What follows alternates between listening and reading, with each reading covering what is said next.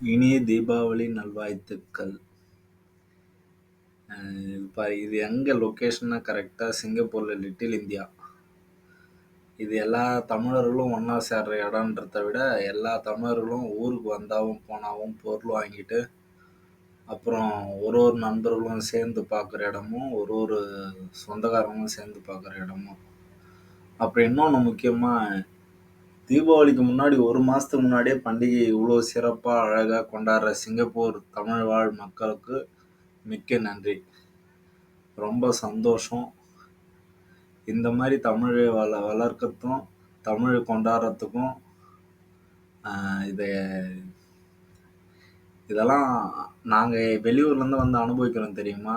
எங்கள் மொழி இங்கேயும் மொழியாக இருக்குன்னு அது ஒரு பேரானந்தம், ஒரு பேர் சந்தோஷம்.